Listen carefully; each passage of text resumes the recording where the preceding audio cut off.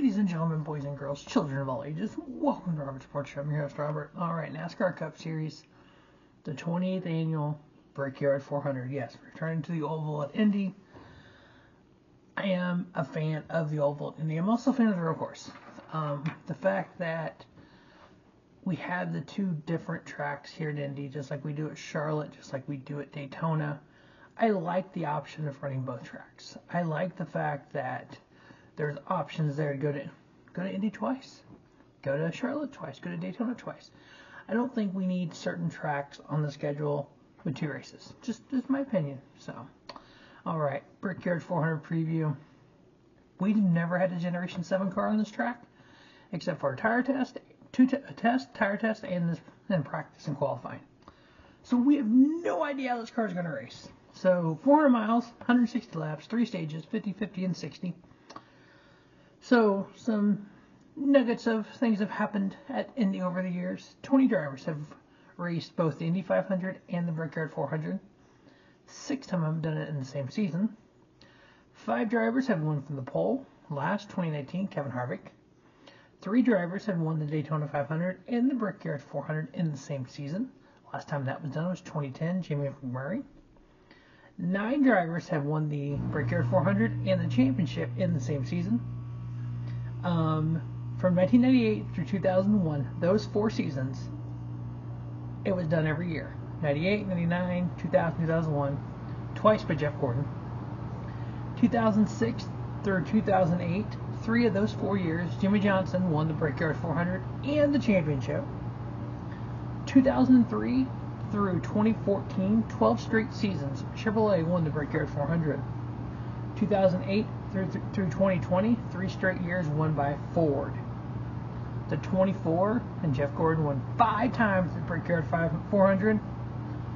94, 2004, and 2014. What year is it? Oh, it's 2024. That's intriguing. Wonder who's going to win. Gordon also won in 98 and 01. Only 3 drivers. Only 3 times. Hold on. I can't remember. Okay. Only 3 times has the winner of the Brickyard 400 started outside the top 20. That was Jeff Gordon in 01. He started 27th. 17 of 27 have started in the top 10. 8 of the last 10 races, the winner started in the top 10. Now, we don't have any Generation 7 stats at Indy. We do have Pocono, though. And a lot of crew chiefs will say this, and I've heard this. The 2.5 mile intermediate flat track. Yes, it's similar, but no, it's not the same. The fact we don't have any stats to really go against, we're going to use the similar. Now, when we talk about tracks being similar, we're talking about like the Las Vegas, Charlotte, Kansas, Texas. They're all similar. We're talking like short tracks like a Phoenix and New Hampshire. They're similar banking. That's kind of the simulators that we're talking about. So we're going to look at Pocono. 3 races in the Generation 7 car, 22, 23, and 24, including last week. Denny Hamlin, like I said last week, 1.33 average finish in 3 races. Technically 1 win, but technically 22. He crossed the start-finish line first, but yet was disqualified for the piece of tape. And we've seen the epic eagle and the eagle trophy with the tape in his mouth. Pretty damn epic. Tyler Reddick 3.33 average finish. Martin Truex Jr. 6.0. Chase Elliott 6.6 and a win. Christopher Bell 7.33. Bubba Wallace 9.66. William Byron 10.0. Eric Jones 10.66. Brad Keselowski 12.33. Alex Bowman 12.66. Average running position for those same 3 races, 22, 23, and 24. Denny Hamlin 6.47. Martin Truex Jr. 8.58. William Byron 8.95, Christopher Bell 10.54, Kyle Larson 11.0, Chase Elliott 11.04, Tyler Reddick 11.24, Ryan Blaney 11.69, Eric Jones 13.0, Alex Bowman 13.91. Now, for NASCAR Fantasy Live, I'm going to play based off of these numbers here. Now, for my picks, I'm going to do I got a couple little different ones. I think they're kind of cool. One of them definitely is pretty cool if it happens. But the starting lineup, we have Reddick and Hamlin on the front row, Elliott and Byron, Larson, Gibbs, Blaney, McDowell, Stenhouse, John Hunter Nemechek. Again, 17 of the last 27 Brickyard 400s and 8 of the last 10, the winners come from top 10. Denny Hamlin was first in the first round of qualifying for Group A. So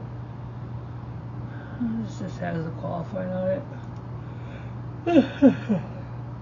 So for NASCAR Fantasy Live, I'm doing William Byron, Chase Elliott. I got one start left for Denny Hamlin. I got one start left for Tyler Reddick, and I got Bubba Wallace in the garage. I have no starts left for Kyle Larson. Points.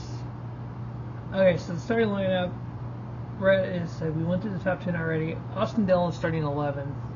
Logano 12th. Bowman, Truex, Allmendinger, Burton, Wallace 17th. Bell, LaJoy, and Briscoe. I know I saw some stuff on social about the way that because of the speeds, because actually they ended up with the same speeds to what we complained about. So Reddick was round 2 speed was 49.46. Looks like Hamlin and Elliott were 49.504. People said that Elliott should have been starting second over Hamlin. I thought there was a different speed number. It's just people being stupid, I guess. I guess they're looking at round 1 versus round 2. It goes off round 2 speed no matter what.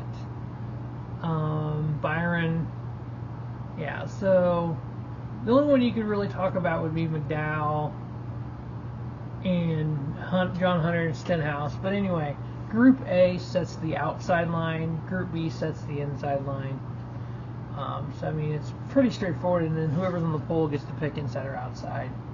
All right, we've had 12 different winners in 21 races, 5 races to go. So what if we get 5 new winners? Who's out? Whoever's lowest in points of those 17 drivers. That's who's out. So I know a lot of people want certain drivers not to make the playoffs over other drivers. You know, it's your choice. You know what? Have an opinion. That's great. As long as your opinion doesn't insult somebody else or put somebody down, I'm all for going back and forth with opinions. I can give stats all day of why somebody does or does not deserve to be there. Somebody can give their opinion, that's great. But when you start insulting someone based because they give an opinion, yeah, I don't deal with that, you know. So if you deal with me on social media, you'll see a lot of you people. I'm talking about you people, you know. Whoever it is, whatever they're saying, you know, the people that have that mentality. Typically it's negative, unfortunately, but anyway, 12 different winners. Chase Elliott with a win. Kyle Larson 3 wins. Tyler Reddick with a win. Now, Chase Elliott and Kyle Larson, 1-2 in the points. Remember, at the end of 26 races, whoever is leading the point standings will get 15 playoff points. Whoever's second will get 10. Those playoff points carry with you during the resets. Those playoff points could be why you do and or don't make it out of the first round, second round, or third round of playoffs. So those 5 points, if, say, Chase Elliott does beat Larson for the regular season title, those 5 points could stop Larson from going to Phoenix. Now, I'm going to say it. I'll say it every week. I don't care. If Larson would have made Charlotte his priority, like he said all week he was going to, I know he didn't make the final decision. Mr. H did. Mr. H also said all week, Charlotte is our priority. Here's the thing. He missed Charlotte. 0 points for that day. Currently 3 points behind Chase Elliott. I don't care if it's 1 point behind. He's still behind him. If he would have got to Charlotte and started that car, I don't care if it was rain delay. I don't care if he showed up halfway through the race, which he did, I know. I don't care, because even if he would have jumped in that car and won, he would have not got credit for the win. Algar would have. So yes, the 5 car is in owner points leading. Does it get owner points on it? No. No. So he's leading the owner points because of what Allgaier did, but not the driver points. So yeah, it's going to be just interesting to see. But Truex Jr. plus 137. Ty Gibbs plus 67. Chris Buescher plus 44. Ross Chastain plus 27. Bubba Wallace minus 27. Chase Briscoe minus 75. Kyle Busch minus 102. Must-win situations. Todd Gilliland minus 127. Josh Berry minus 144. Michael McDowell minus 156 or 52. Carson Hocevar minus 156. And Noah Gragson minus 167. Now after Noah, we have Ricky Stenhouse Jr., Eric Jones, Ryan Preece, Denny Hamlin, Justin Haley, Corey LaJoie, John Hunter Nemechek, Austin Dillon, Harrison Burton, Zane Smith. Any of those drivers win the Brickyard, win at Richmond, Michigan, Daytona, Darlington, they're in the playoffs. So at this point in time, we could have a scenario where, say, let's just say Bubba wins at Michigan.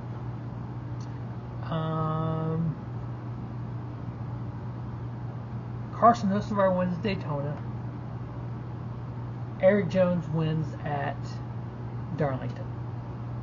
That's 15 winners.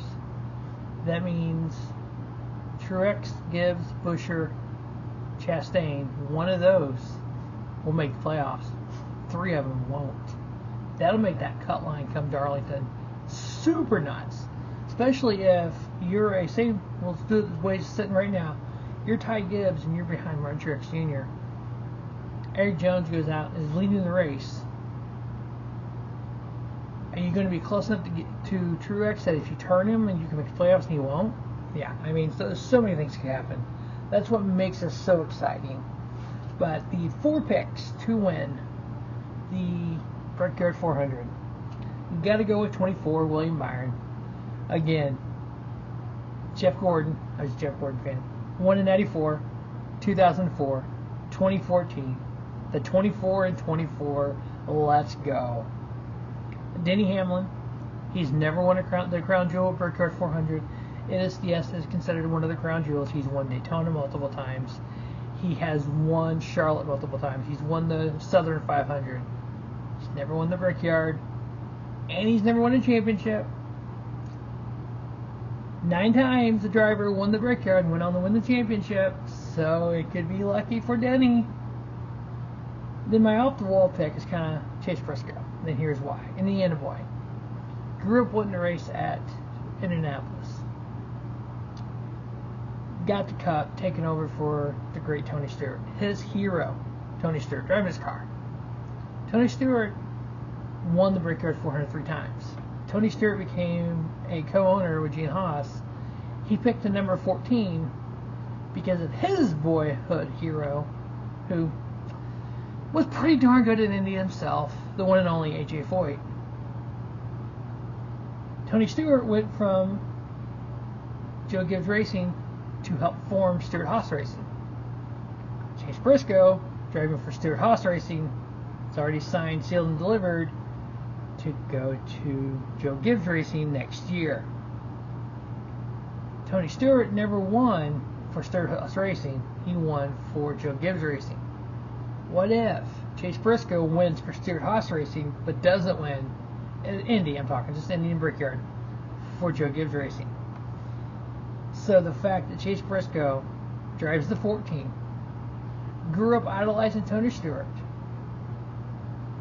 who grew up idolizing A.J. Foyt, who won multiple times at Indy, same way as Tony's done, won multiple times at Indy, Chase Briscoe. And then Tyler Reddick, because that 45 car is fast, fast, fast. Woo, is it fast? Fastest man in Indy.